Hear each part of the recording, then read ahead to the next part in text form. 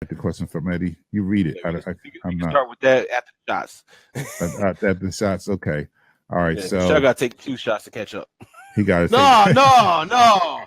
He said, no. Look, that corn must be right because Michelle like, no, I can't do that. Oh, my mouth is numb right now. No. All right. See, hold up. Hold on. This is the part of the show when I start saying dumb stuff and the ratings go up. No, I'm not falling in this. All right, here we go. All right, I'm gonna play Shell then. All right. Okay, let me stop. All right, we are now heading into the fourth quarter. This is Eagles talk by Eagles fans for Eagles fans. Fourth quarter. It is now time for fourth quarter shots.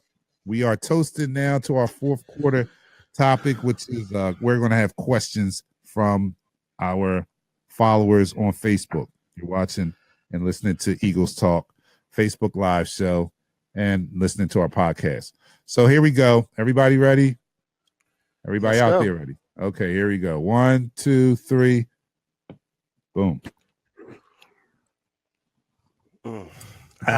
Okay, that was these guys are doing watermelon margaritas or something. No, I'm only kidding. They're doing watermelon hooch or something like that. I'm doing a cognac, Remy Martin. Don't think about it. Let's take it straight back. 1738. And now our fourth quarter is going to be questions. And you said the question from who? Corey Robinson? Yes, sir. The first one, yeah. Okay, all right. So not Corey Robinson. I'm sorry. It was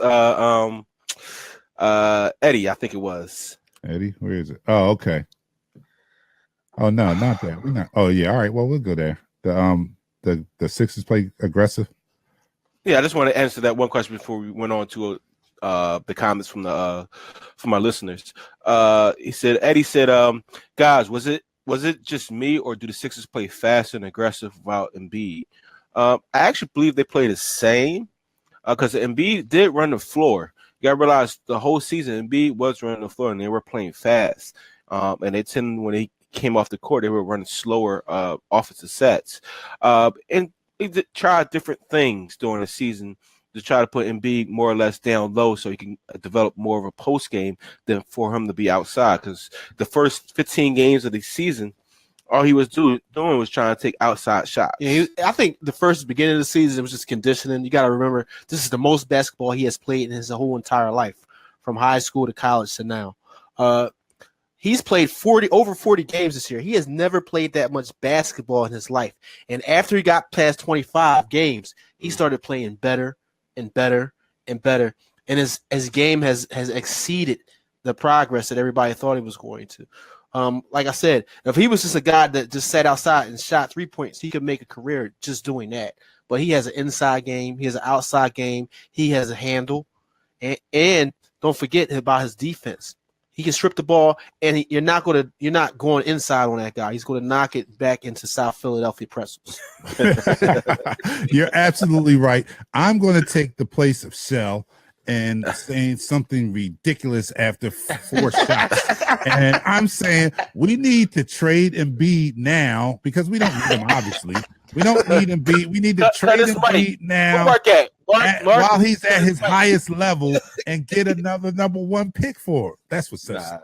No, I'm only kidding. These guys, they're playing great without Embiid, man. But Embiid is, I don't know if they play faster and more aggressive. Embiid looks slower compared to everyone else, yes, but I think they play the same, like you said, Pat. I think they play the same type of defense. It changes just a little bit when he's on the court because now you have someone to feed the ball into down low, which makes it even more dangerous. You have to remember they won 7 in a row, I believe, before Embiid even went down. So they were in a groove even when he was there. So I don't think it's going to be a big giant adjustment to fit him back in. Only thing I do see and can see is maybe a little bit of rust for him being off for those many weeks.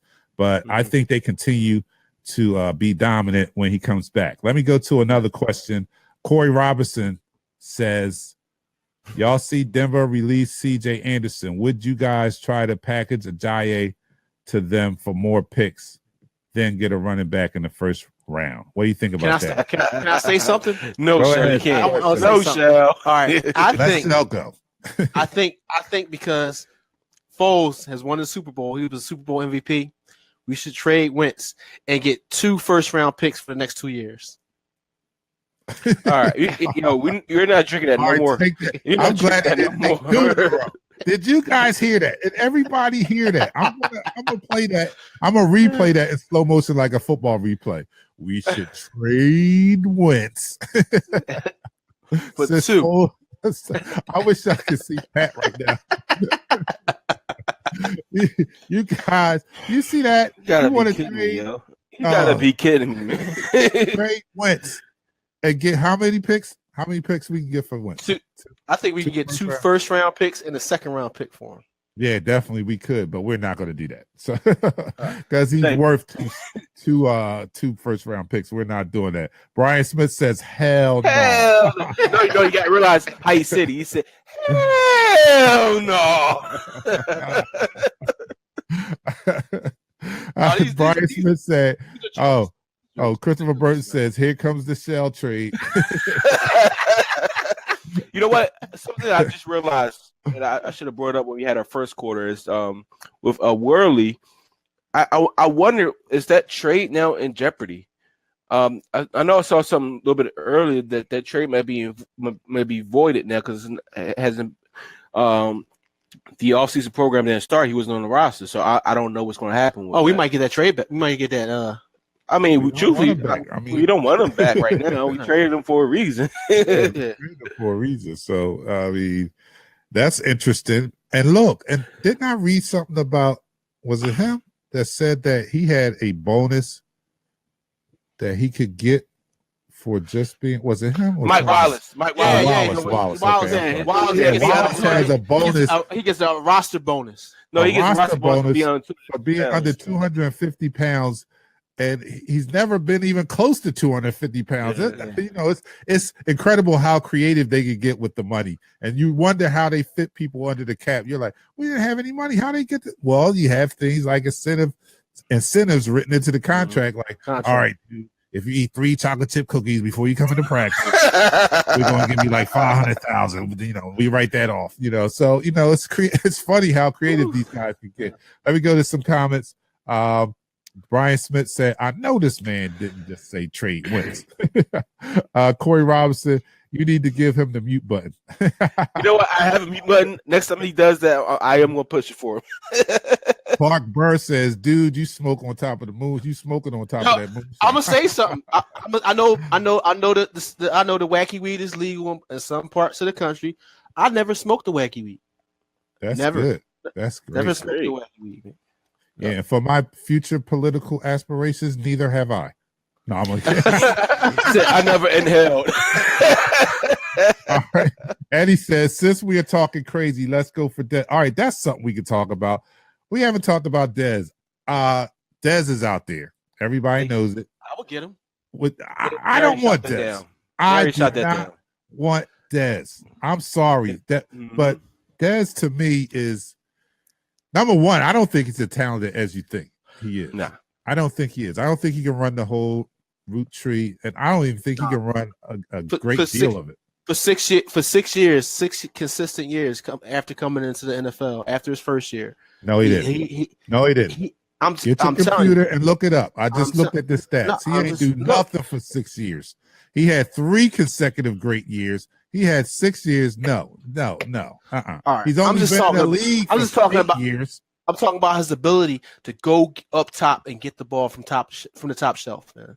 He goes gets the ball from the top shelf. Listen, I'm gonna say this. You don't think so? You don't think he goes Shell, get the I'm ball? about to mute you, Shell. I'm about to mute you. All right.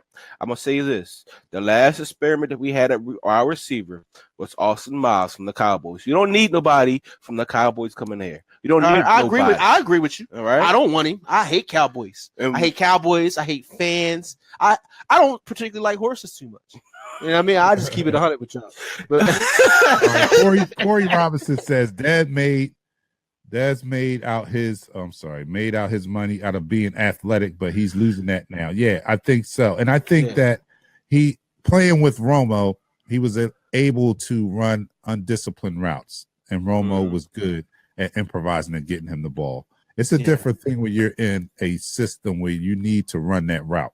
You know, you understand what I'm saying? Like, you have some players that look good when they're allowed to run undisciplined, and then they look like a completely total wide receiver when they get in a system where they actually need you to run the route and run it good to get yourself open.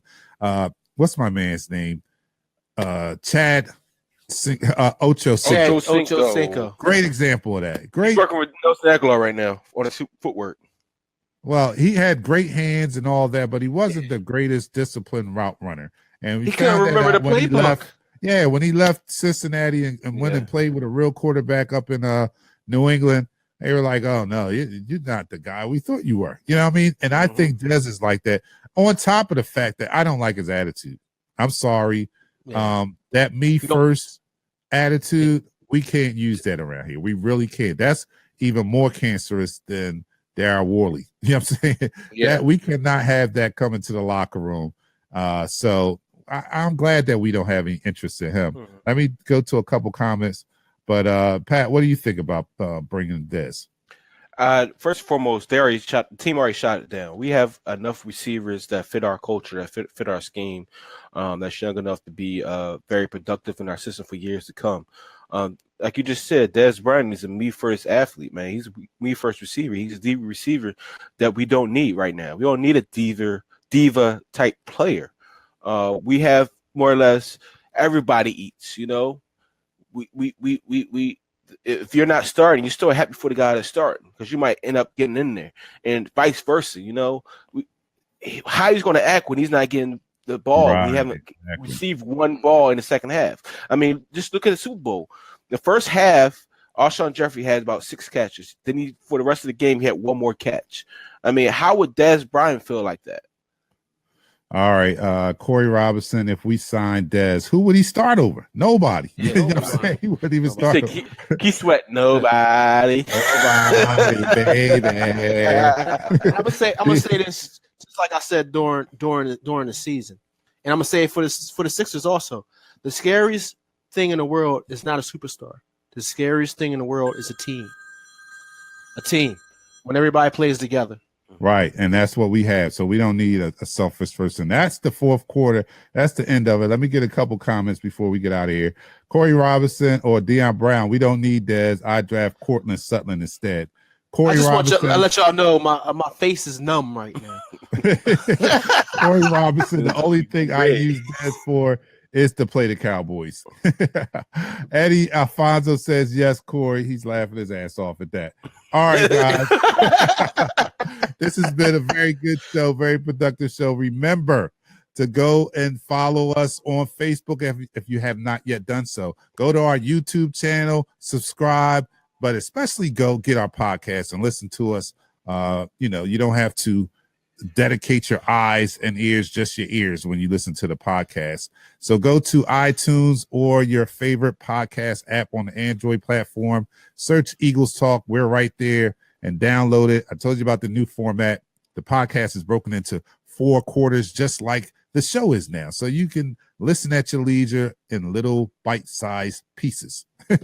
So, guys, we're out of here. Hey, you guys sound real good today. I wonder why. The people can't see you. The people on Facebook can see you, but the people that's listening to the podcast can't see you. I wonder why you guys sound so good today. You sound so good. It's because of the banner. Good production. Good production. All right. Hey, thanks everybody out there for following. Make sure you share the show, and we'll see you guys next week after the draft. We'll know who we have because the draft is next Thursday. Are we coming? We're coming to them on draft night, right? Yeah, we're doing a draft show. We're doing a draft show. What are you talking about? I'm sorry. What am I doing? You had too many drinks. I'm sweating. All right. So we'll look for the announcement on Facebook. We'll be coming to you guys and watching the draft with you guys. Thanks a lot, Brian Smith. We'll see you guys next week. We're out for Dante the Dark Knight, the Sandlin Boys, Patrick and Shell. We'll see you guys next week. Peace. Peace.